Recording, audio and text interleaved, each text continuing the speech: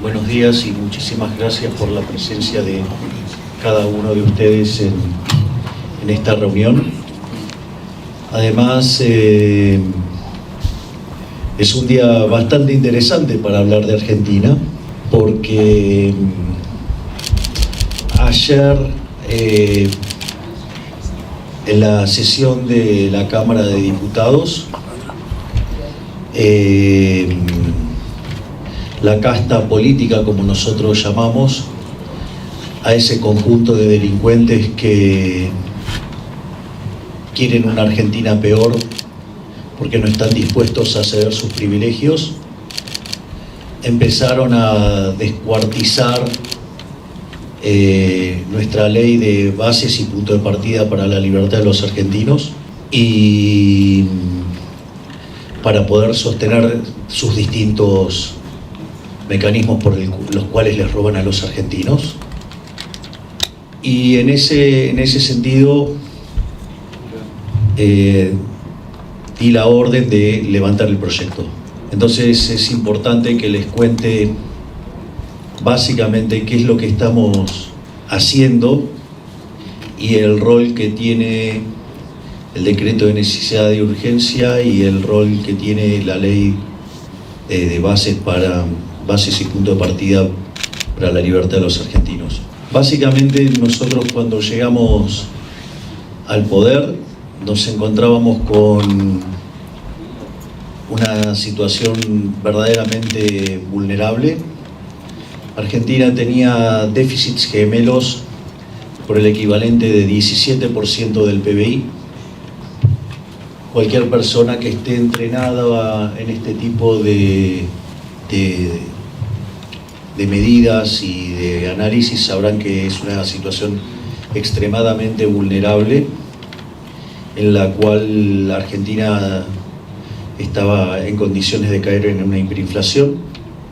Además, Argentina mostraba un déficit fiscal consolidado entre nación, o sea, el Tesoro, y lo que tiene que ver con el Banco Central, de 15 puntos del PBI.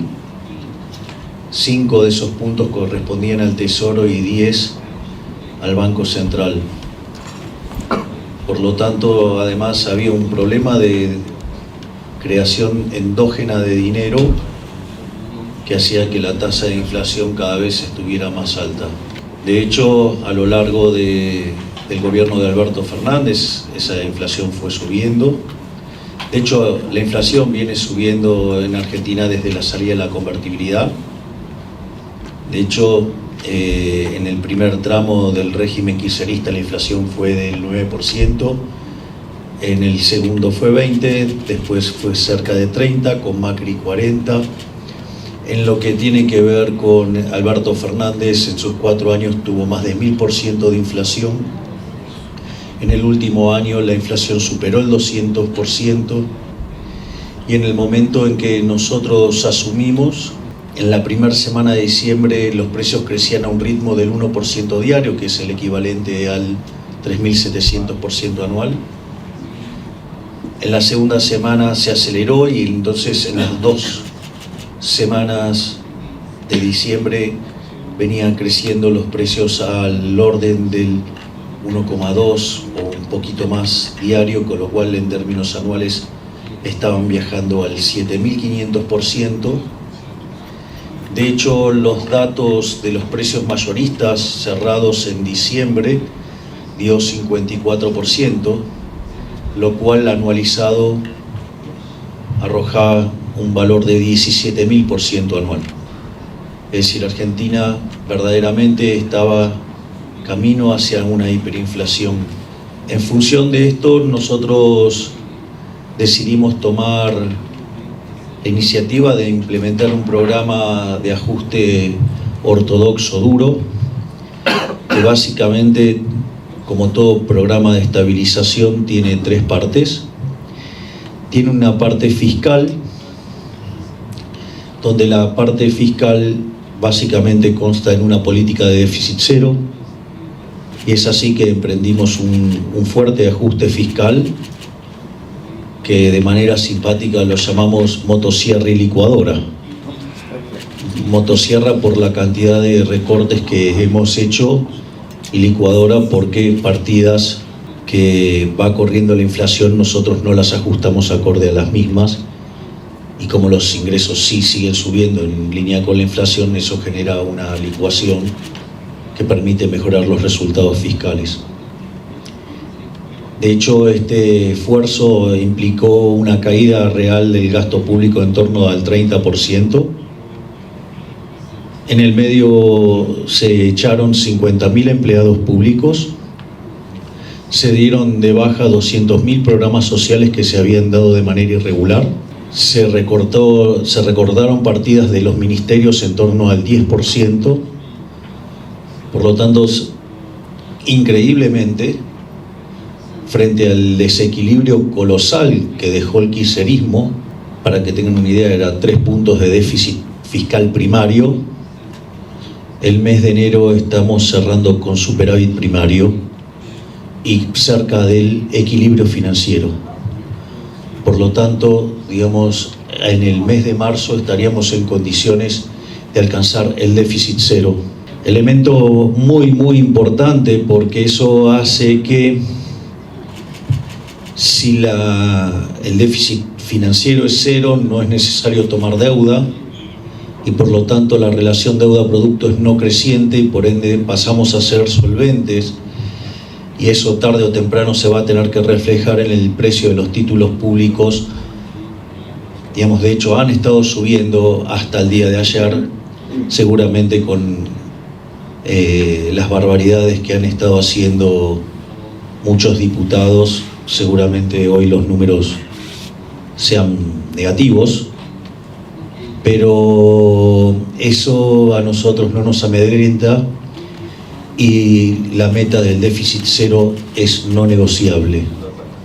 Dentro de las partidas que también hemos recortado y por el motivo por el cual ayer fue saboteado el proyecto y lo trataron de romper, justamente fue porque las partidas discrecionales a las provincias cayeron en un 98%, lo cual explica, digamos, la traición de los gobernadores. Es decir, que dicen que quieren el cambio siempre y cuando la de ellos esté y no se toque. Es decir, como Macri decía, la mía está. Bueno, eso, digamos, la prioridad, digamos, del político argentino es que la de ellos esté siempre. Y la realidad es que tenemos un problema en manta corta, no hay para todos. Además, no tienen por qué tener que justificar su robo, porque robar está mal.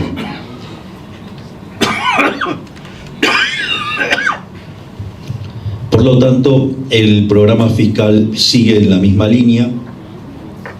En paralelo estamos aplicando un programa de saneamiento del Banco Central para terminar con el déficit cuasi fiscal, para tener un orden de magnitudes de lo que estamos haciendo. Nosotros, cuando recibimos el Banco Central, teníamos reservas internacionales netas negativas por cerca de 10.500 millones de dólares. Y en ese contexto iniciamos un proceso de saneamiento del balance del Banco Central, con el compromiso de no volver a emitir bajo ningún punto de vista, bajo ningún tipo de criterio para financiar al fisco. Y de hecho, desde que asumimos hasta hoy, la base monetaria prácticamente no cambió. Pero es interesante porque en el medio hemos comprado 6.500 millones de dólares, es decir que pasamos de estar menos 10.500 a estar a menos 4.000 en reservas internacionales netas. De la meta que nos propuso el fondo para el año, evidentemente ya cumplimos el 65% de la meta. Obviamente que estamos para sobrecumplir la meta también en el plano fiscal. Y esto es muy interesante porque si estuvimos expandiendo por sector externo, si además tenemos un problema que todavía no terminamos con el saneamiento del Banco Central y todavía tenemos emisión endógena por pago de intereses de los pasivos remunerados, aún así la base monetaria no cambió. Esto significa que la contracción que estamos haciendo desde el sector público es tan grande que compensa lo que se expande por sector externo y lo que se expande por sector financiero. ¿Y esto por qué es importante? Porque mientras que estamos limpiando los pasivos y los activos del Banco Central, hemos incrementado 6.500 millones de dólares de reservas y no hemos incrementado la base monetaria. Y la base monetaria hoy está en torno a los 7.800 millones de dólares. Es decir, que cuando nosotros terminemos de sanear el balance del Banco Central, Argentina estaría muy cerca de poder dolarizar sin ningún tipo de problemas. Y finalmente hemos avanzado en un sinceramiento del mercado cambiario. Al inicio la brecha se comprimió rápidamente. Cuando la política empezó a hacer de las suyas, se volvió a ampliar. Pero este programa tan agresivo que estamos llevando en materia monetaria hace que yo les pueda dar el revólver, pero les estoy sacando las balas. Por lo tanto, no van a poder tirar con nada. Es decir, si nosotros seguimos esta política de seguir limpiando el balance del Banco Central y de no emitir dinero neto, en definitiva, lo que está ocurriendo es que inexorablemente la brecha va a colapsar, cosa que pasó en los últimos días con fuerte suba en el precio de los bonos, caída del riesgo país, y donde la brecha volvió a comprimirse. Naturalmente, otra vez la política metió la cola, pero bueno, esto lo sabíamos. El régimen va a tratar de defenderse, va a tratar de sostener sus privilegios, y eso es parte de una pelea que nosotros sabíamos que íbamos a tener que dar. Dicho esto, entonces estamos claro que todo lo que tiene que ver con el programa de estabilización, que es lo que hace al corto plazo, eso no cambió en nada. Se caiga o no se caiga la ley, eso no se modifica en nada. De hecho, si yo di la propia orden de bajar la ley es porque, digamos, el programa de corto no se ve afectado por la ley. Pero prefiero que no salga nada antes que una mala ley, y mucho menos una mala ley que siga defendiendo los privilegios de los políticos corruptos. En ese sentido, entonces, ¿cuál es el rol tanto del DNU, o sea, el decreto de necesidad y urgencia, como la ley de bases? Básicamente lo que nosotros ahí explicamos y presentamos son 1000 reformas estructurales, y el Congreso había limado bastante de la ley de bases, y hay algunas partes con el DNU que estamos con algunos problemas legales, y en ese contexto estarían quedando 500 reformas. Es decir, que en 50 días estamos poniendo 500 reformas estructurales. Es decir, mucho más de lo que hicieron todos los gobiernos de la democracia en los últimos 40 años. O para ponerlo en orden de magnitudes, cuando dicen, no, bueno, pero de la ley base solamente iban a quedar 250 artículos. Bueno, la Constitución Nacional tiene 192. Es decir, para tener un orden de magnitudes de la reforma que tenemos planeada.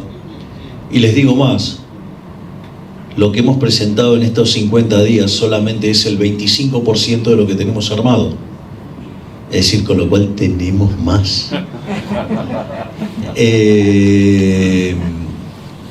Y no solo eso, que nos quedan pendientes 3.000 reformas estructurales todavía por enviar, sino que además en este momento la unidad transitoria para la desregulación de la economía está ya avanzando con los decretos, así es que prontamente también haremos una fuerte limpieza de todos los decretos que traban el funcionamiento de la economía, y cuando terminemos con los decretos iremos por las circulares y demás.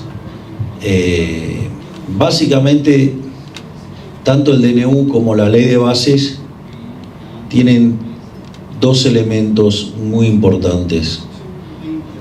Voy a empezar por el más divertido y después vamos a las partes más sustanciosas. La parte más divertida es que es un típico caso de aplicación de lo que en economía de la información se llama principio de revelación, o sea, el signaling.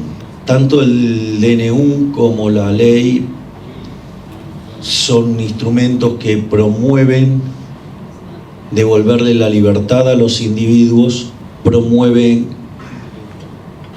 y potencian las estructuras de mercado, o sea, son reformas pro mercado, no pro firma, sino pro mercado, y al mismo tiempo elimina muchos negocios oscuros, turbios y corruptos de la política. Y eso hace que ponerse en contra de estos instrumentos los deja del lado de los ladrones, estafadores, mentirosos y corruptos que han hundido a la Argentina. No en vano, digamos, estamos publicando aquellos diputados que votaron a favor y que votaron en contra, y quiénes son los que votaron a sus traicionaron a sus votantes diciendo que estaban en favor del cambio y en realidad son kirchneristas de buenos modales, digamos, o sea, son lobos con piel de cordero. Además, ahora también estamos publicando las fotos de estos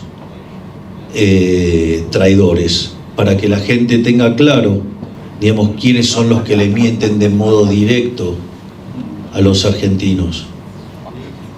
Y no solo eso, sino que además es interesante en este sentido, entonces, que deja en claro quién está de cada lado, es decir, quién estamos por hacer de nuevo grande la Argentina y quiénes son los que están a favor de la Argentina prebendaria, que ha hecho de que de ser el país más rico del mundo hoy seamos 140, que tengamos cerca de 60% de pobres, 50% de pobres, 10% de indigentes y 2 de cada 3 chicos se encuentran en situación de pobreza. Es una situación verdaderamente muy complicada. Eso le diría la parte divertida desde el punto de vista de una aplicación concreta de un modelo de teoría económica.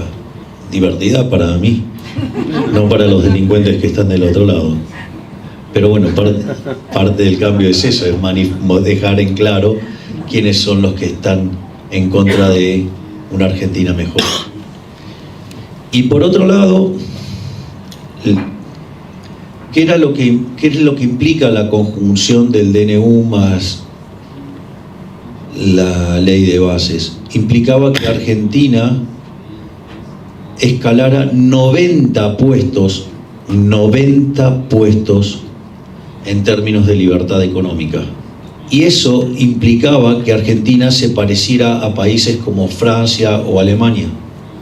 Es decir, que Argentina ingresara en un sendero que en un lapso de 20 a 30 años pudiera ubicarlo con un PBI per cápita por lo menos 5 veces más grande, con las consecuencias que eso tiene en términos de caída de pobreza, de indigencia y de mejora de la calidad humana. Evidentemente hay un conjunto de traidores, estafadores, que no quieren esa Argentina, que ponen por encima sus privilegios de casta, sus negocios personales, por encima de los intereses del país, y consecuentemente ingresan a la política para aprovecharse del aparato represivo del Estado y así robar el dinero de los pagadores de impuestos. Por lo tanto, si bien es grave lo que hicieron en el día de ayer los traidores, lo que hay que comprender es que eso tiene que ver con el sendero de largo plazo, y que es la diferencia entre crecer a tasas del 3% o crecer, digamos, al 10%. Es la diferencia entre duplicar el PBI en 7 años o duplicarlo en 23, 24 años, lo cual es tremendo en términos de indicadores sociales. Pero qué gracioso, porque justamente los traidores, los que votan en contra de todas estas reformas, son los que se llenan la boca hablando de los pobres y de la ayuda de los pobres. Por eso digo siempre que los progresistas, la izquierda y todo ese conjunto de empobrecedores aman tanto a los pobres que lo único que hacen es multiplicarlos. Es decir,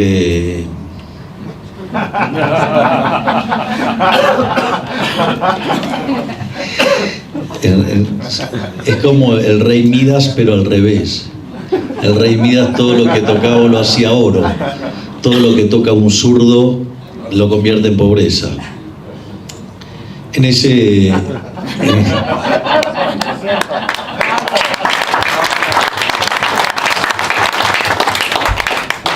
Hay una frase que suelo usar, que ahora mi novia la subió, la agregó a su espectáculo, que dice: el socialismo es siempre y en todo lugar un fenómeno empobrecedor, que fue un fracaso en lo económico, en lo social, en lo cultural, y además asesinó a 100 millones de seres humanos. Es increíble que haya gente que siga apostando por eso. Naturalmente a mi novia le sale mejor. Digo, es más linda, es más talentosa, baila mejor. Bueno, digo, yo soy solo un presidente.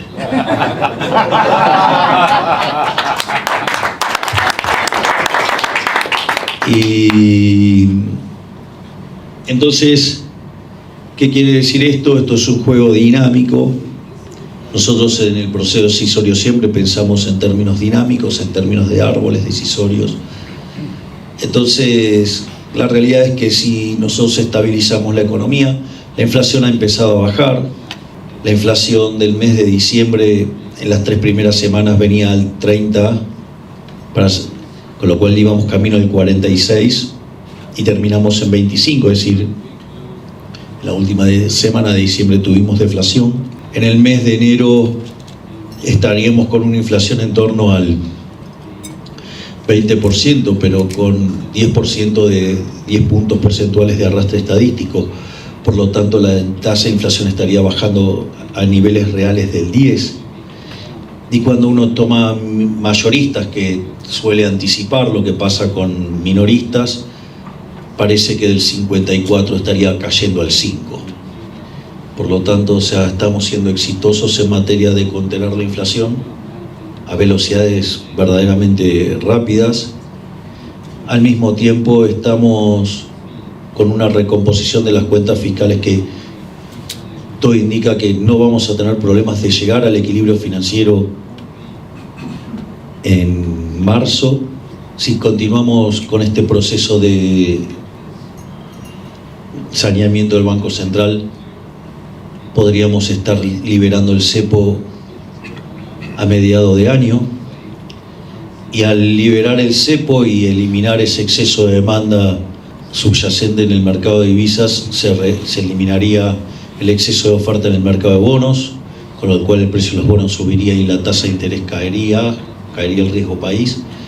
Eso eliminaría el exceso de oferta en el mercado de bienes, con lo cual tendríamos un rebote en el nivel de actividad económica, y eso generaría mayor demanda de trabajo, con lo cual eliminaría el exceso de oferta en el mercado de trabajo, mejoraría los salarios reales. Entonces sería posible reducir el gasto público en términos de asistencia social, y además la economía empezaría a rebotar. Además, la destrucción de capital que tuvo la economía en los últimos 20 años haría que también sería posible crecer a pesar de